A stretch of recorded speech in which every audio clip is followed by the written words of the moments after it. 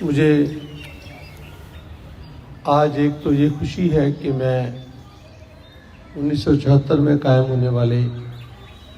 Science college میں موجود ہوں۔ یہ اتفاق ہے کہ کبھی بھی شاید ایک آدھ مرتبہ کے علاوہ کبھی بھی اندر آنے کا موقع نہیں ملا۔ سڑک پر سے گزرتے رہے اور دیکھتے رہے کہ سرکار کا ایک ادارہ ہے جو دن دگنی رات چوگنی ترقی کر رہا ہے۔ اللہ تعالیٰ آپ کے علم میں، آپ کے کام میں برکت ڈالے، اور جو بچے یا بچیاں یہاں پڑھ رہے ہیں اللہ تعالیٰ ان کو بہترین علم حاصل کرنے کی، بہترین تربیت حاصل کرنے کی توفیق عطا فرمائے۔ اور آپ کے اساتذہ کرام، خصوصی طور پر آپ کے پرنسپل صاحب نے جو باتیں کی ہیں وہ باتیں کسی اس جذبے کے بغیر ہو ہی نہیں سکتی جب تک بات کرنے والے کے دل میں درد نہ ہو۔ یہ درد بھری باتیں تھیں جو انہوں نے آپ سے کہیں، اور یہ کرتے ہوئے انہوں نے کہا کہ میری قوم، اور میں ان کے درد کو بھی سمجھتا ہوں، اور انہوں نے جو کچھ دنیا میں امت مسلمہ کو تباہ ہوتے دیکھا ہے میں بھی اس کا ایک کہنی شاہد ہوں۔ محترم ڈاکٹر صاحب، کبھی آپ کو یاد ہو کہ دنیا میں مسلمانوں کی جو بڑی فوجیں تھیں ان میں ایک عراق کی فوج بھی تھی، اور آج عراق کی فوج نہیں ہے۔ دنیا میں جو کھل کر بولنے والی آوازیں تھیں وہ ڈکٹیٹر تھے یا نہیں تھے یہ ایک الگ بحث ہے، لیکن کچھ آوازیں موجود تھیں جو آج وہ آوازیں نہیں ہیں۔ اور پاکستان کی فوج، پاکستان کا ایٹم بم، پاکستان کے 24 کروڑ لوگ، پاکستان کی حیثیت، اور یہاں پر 97% بسنے والے مسلمان، اور ان کا جذبہ دنیا میں ہر مسلمان کے لیے اپنے دل میں رکھتے ہوئے، درد رکھتے ہوئے جو وہ کرتے تھے آج موجود ہے، عوام میں تو موجود ہے، خاص میں اس کا کچھ پتہ نہیں۔ آج جو بات ہم کرنے جا رہے ہیں اس کا بنیادی طور پر تعلق تو فلسطین سے ہے۔ میں بہت ہی مختصر وقت میں، اور آپ سے یہ گزارش بھی کروں گا کہ آپ تھوڑی سی تکلیف کریں، جہاں پر اتنا کام آپ سوشل میڈیا سے لیتے ہیں وہاں پہ صرف اتنا لکھیں کہ پیلسٹائن کب اور کیسے بنا، تو آپ کو پوری ہسٹری جو ہے وہ سمجھ آ جائے گی کہ یہ جو فلسطین اور اسرائیل کا یہ کوئی کنفلکٹ ہے، اور اسرائیل کا یہ وجود ہے، یہ کن لوگوں نے اس کو پایا تکمیل تک پہنچایا، ان کے مقاصد کیا تھے، اور وہ کس طریقے سے۔ میں بہت پیچھے کی تاریخ میں نہیں جانا چاہتا، لیکن اگر آپ مختصر طور پر دیکھیں تو 3000 سال پہلے بھی اسرائیل کے نام سے ایک ریاست موجود تھی، اور پھر اس کے بعد بہت سارے دور آتے ہیں، اور جب رومی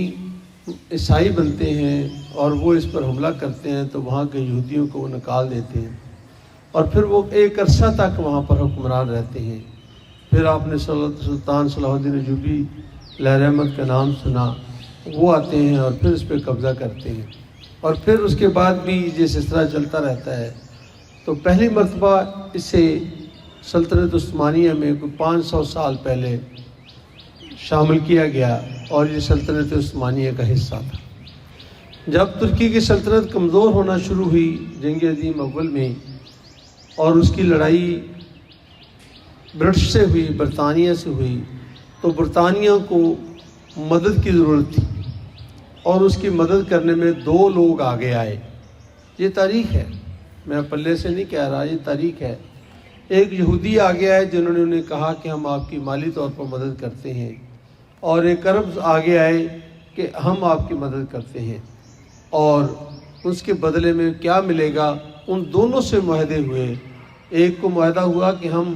اسرائیل کی ریاست قائم کرنے میں مدد کریں گے اور آپ کی اسرائیل کی ریاست بنائیں گے۔ یہ جنگ عظیم اول میں یہودیوں کی خدمات کا صلہ تھا، اور عربوں سے کہا گیا کہ وہ علاقے جو ترکوں نے آپ سے چھینے تھے، آپ کے علم میں ہے کہ کبھی مکہ مدینہ پر بھی ترکیوں کا قبضہ تھا، تو ہم یہ تمام علاقے آپ کو واپس کریں گے اور آپ اپنی دوبارہ عرب ریاستیں بنائیں گے۔ تو عرب ترک کانفلکٹ کھڑا کیا گیا، اور اس کے نتیجے میں دونوں نے مدد کی، اور پھر 1947 میں اور پھر 48 میں اسرائیل کا وجود وجود میں آتا ہے، اور اس کو UN تسلیم کرتی ہے۔ عرب کے چند ممالک اس کی مخالفت کرتے ہیں، لیکن اکثریت نے اسے قبول کیا اور اس کو بہت تھوڑا سا حصہ دیا گیا، اور یو این او نے کہا کہ اس علاقے کے اندر 2 ریاستیں ہوں گی، ایک فلسطین اور دوسری اسرائیل، اور اسرائیل کی اتنی آبادی۔ تو میرے پیارے بچوں، آپ یہ دیکھیں کہ اس سے پہلے اور اس کے بعد پوری دنیا کے یہودیوں نے اپنے نمبر بڑھانے کے لیے کہ کس طریقے سے اسرائیل میں ہماری تعداد بڑھ سکتی ہے، اپنی عیش و عشرت کی زندگی چھوڑ کر اس علاقے میں آ کر وہ بسے، اور آج ان کی تعداد کو 10 ملین کے قریب ہے جو وہاں آباد تھے، اور آج سے 100 سال پہلے ان کی تعداد کو 1 لاکھ سے بھی زیادہ نہیں تھی۔ اور پھر یہ سلسلہ جو ہے وہ بڑھتا گیا، اور انہوں نے پھر اپنی کالونی بنانی شروع کی، اور آج وہ اس علاقے کے 70% سے زائد علاقے کے اوپر قابض، اور پھر وہ سمیٹتے گئے اور اس کو فلسطین کو بھی 2 حصوں میں تقسیم کر دیا، ایک کو ویسٹ بینک کہا گیا اور ایک کو غزہ کہا گیا۔ غزہ تھا کتنا؟ صرف 15 کلومیٹر، کہیں سے 12، کہیں سے 15 کلومیٹر چوڑائی اور 45-50 کلومیٹر اس کی لمبائی ہے، اور اس میں 20 لاکھ لوگ رہتے ہیں۔ آپ یہ اندازہ کر سکتے ہیں کہ 15 کلومیٹر چوڑائی کتنی ہو سکتی ہے۔ یہ پورا لاہور جو ہے یہ 50 کلومیٹر بائی 50 کلومیٹر میں ہے، تو اس کے صرف 15 کلومیٹر میں 20 لاکھ لوگ رہتے ہیں، اور ان کے 3 طرف یہ اسرائیل تھا اور ایک طرف سمندر تھا، اور وہ دنیا کی سب سے بڑی جیل قرار دی گئی۔ اور پھر اس جیل کے اندر رہتے ہوئے لوگوں نے تکالیف بھی برداشت کی، بار بار تکالیف برداشت کی، ہر روز اسرائیل کے حملے برداشت کیے، اور پھر 7 اکتوبر کو انہوں نے کہا کہ نہیں، اب بہت کچھ ہو چکا، اب ہمیں رکنا نہیں ہے۔ اور پھر انہوں نے یہ جانتے ہوئے کہ وہ کمزور ہیں، یہ جانتے ہوئے کہ وہ نہتے ہیں، اور یہ بھی وہ جانتے تھے کہ دنیا کی کوئی طاقت ان کے ساتھ نہیں کھڑی، وہ اللہ کے بھروسے پر انہوں نے یہ جہاد شروع کیا اور یہ جنگ شروع کی، اور یہ 7 اکتوبر سے جنگ جو ہے آج اس کو 6 ماہ سے اوپر عرصہ ہو چکا ہے، یہ جاری ہے، اور وہ پیچھے ہٹنے کا نام نہیں ہے۔ ابھی جو سروے ہوا تو اس میں یہ سامنے آیا کہ 80% زیادہ فلسطینی یہ سمجھتے ہیں کہ انہوں نے یہ جنگ جو ہے وہ بالکل جائز طریقے سے کی ہے، ان کا یہ حق ہے کہ وہ بھی اپنا حق واپس لیں۔ وہ کہتے ہیں کہ یہاں پر یہودی رہ سکتے ہیں، لیکن اسرائیل نام کی کوئی ریاست یہاں نہیں ہوگی، ریاست فلسطین ہی ہوگی، اور یہی ان کا مطالبہ ہے۔ میں بھی ان کے اس مطالبے کے ساتھ کھڑا ہوں کہ کوئی 2 ریاستی حل اس کا حل نہیں ہے، اصل حل یہی ہے کہ وہاں پر فلسطین کا ایک ملک تھا۔ اب کچھ لوگ آئے اور اس آ کر ہمارے اس کالج پہ قبضہ کر لیں اور اپنی تعداد بڑھا لیں، اپنی طاقت لیں، بندوقیں اور سارے اسلحہ لے کر آ جائیں، پیسہ لے کر آ جائیں، اور ہم سے یہ کہیں کہ کیونکہ 3000 سال پہلے ہم یہاں رہتے تھے تو اب بھی یہ ہمارا علاقہ ہے، یہ کوئی بھی تسلیم کرنے کو تیار نہیں، تو فلسطینی اسے کیوں تسلیم کریں گے؟ وہ تسلیم نہیں کرنا چاہتے، انہیں نہیں کرنا چاہیے۔ میں ان کے ساتھ کھڑا ہوں، ہم سب ان کے ساتھ کھڑے ہیں، پوری دنیا ان کے ساتھ کھڑی ہے۔ اب ہمارے لیے کیا تھا؟ ڈاکٹر صاحب نے فرمایا ہمارے پاس کوئی چانس نہیں ہے کہ ہم ان کے ساتھ شانہ بہ شانہ کھڑے ہو سکیں، اور انہوں نے وہ قرآن کی آیت بھی آپ کو بتا دی کہ تمہیں کیا ہو گیا ہے۔ تو کیا یہ آیت تو صرف عربوں کے لیے تھی، 1400 سال پہلے کے لیے تھی؟ یہ آج میرے لیے اور آپ کے لیے نہیں ہے؟ کیا قرآن صرف اس وقت کے لیے تھا، آج کے لیے نہیں ہے؟ تو یہ آج کے لیے بھی ہے، کل کے لیے بھی ہے، آنے والے کل کے لیے بھی ہے، گزرے ہوئے کل کے لیے بھی تھا۔ تو ہمیں یہ کہا گیا کہ تمہیں کیا ہو گیا ہے، تو یہ مجھے کہا جا رہا ہے، یہ آپ کو کہا جا رہا ہے، ہمیں کہا جا رہا ہے۔ اب اس میں ہمارے پاس 2 کام کرنے کے ہیں، اور پھر 1 کام کے 3 کام اور کرنے کے ہیں۔ پہلی یہ ہے کہ ہمیں اللہ رب العزت سے یہ معافی مانگنی چاہیے کہ اللہ، ہم موجودہ قوانین کے تحت کی وجہ سے مجبور ہے کہ ہم ان کی جسمانی طور پر مدد نہیں کر سکتے، ہم وہاں نہیں جا سکتے، آپ ہمیں معاف کر دیں، لیکن ہماری نیت ہے کہ جب بھی ہمیں موقع ملا تو ہم وہاں پہ ضرور جائیں گے۔ ہم نے ڈاکٹر سے کہا کہ ہم ڈاکٹرز کے وہاں لے کر جانا چاہتے ہیں۔ محترم ڈاکٹر صاحب،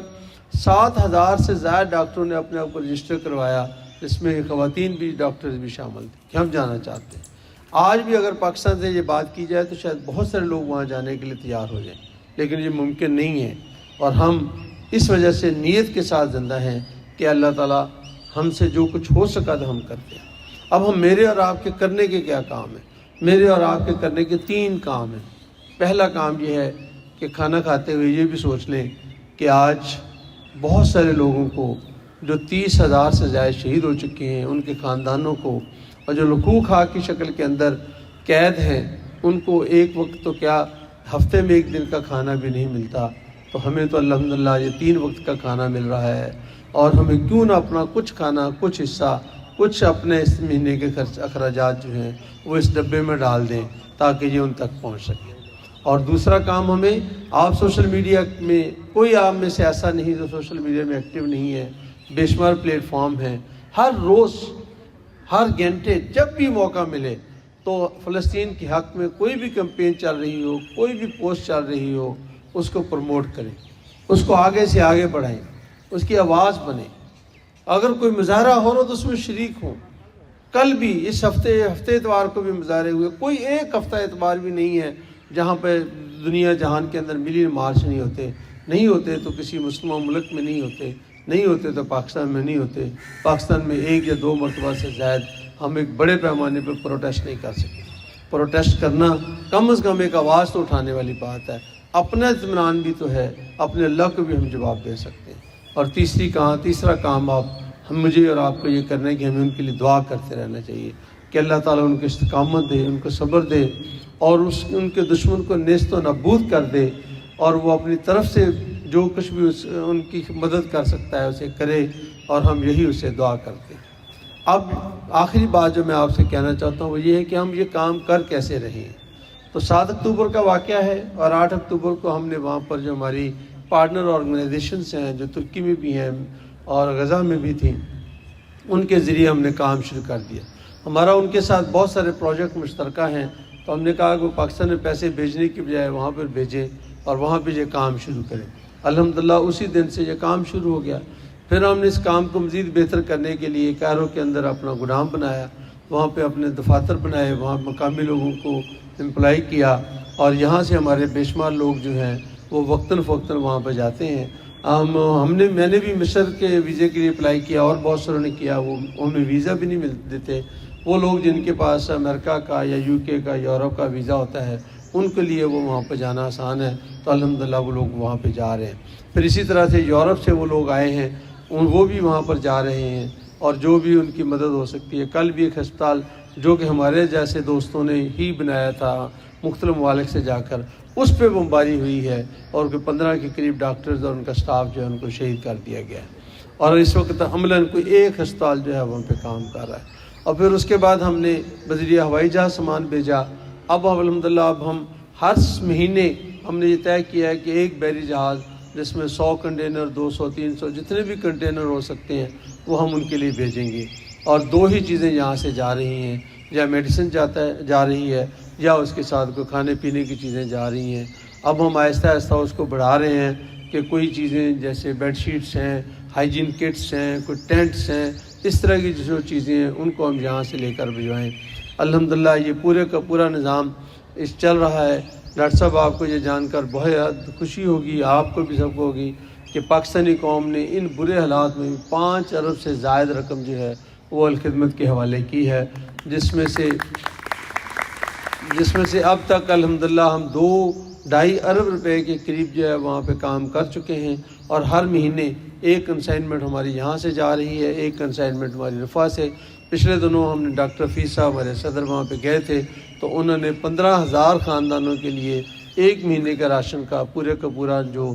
کانوائے تھا اس کو انہوں نے خود اپنے ہاتھوں سے رفح بارڈر کراس کرایا، اور جو بھی وہاں سے کراس کرتا ہے آگے سب ضرورت مند بیٹھے ہوئے ہیں۔ الحمدللہ وہ سب اس کا کام جن کے تک وہ چیزیں پہنچ رہی ہیں، بلکہ اس کے علاوہ جو فلسطینی بچے یہاں پر کئی 100 کی تعداد میں پاکستان میں پڑھ رہے تھے، ان کے پیسے یا ان کی کفالت ان کے گھر والے کر رہے تھے، وہ نہیں ہو رہی، تو اس میں بھی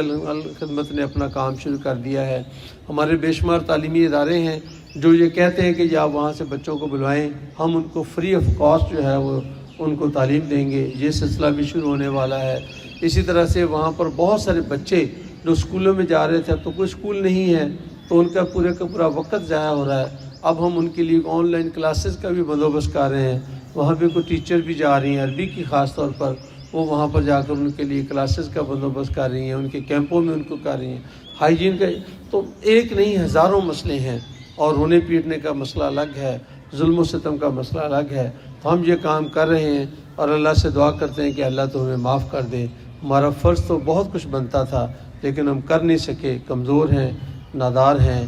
اور بے بس ہیں، اللہ تعالیٰ تو ہمیں طاقت بھی عطا فرما تاکہ ہم ان کی بہتر سے بہتر خدمت کر سکیں۔ میں محترم پرنسپل صاحب کو بھی اور سارے ان بچوں کو جنہوں نے اس پروگرام کا انعقاد کیا ہے، اس پہ ان کی مبارکبادی پیش کرتا ہوں، ان کے لیے دعا گو بھی ہوں کہ اللہ تعالیٰ ان کو اس کا بہترین صلہ عطا فرمائے۔ اور میں آپ سے بھی یہ کہتا ہوں کہ جہاں صدقہ، فطرانہ، زکوٰۃ آپ اور آپ کے گھر والے جہاں سے بھی ہو سکے، میں نہیں کہتا کہ 100% ان کو دیا جائے، لیکن آج وہ ہمارے بہت بڑے شعر کے مستحق ہیں۔ اللہ رب العزت ہماری اس کاوش کو قبول فرمائے۔ بہت بہت شکریہ، جزاک اللہ خیر۔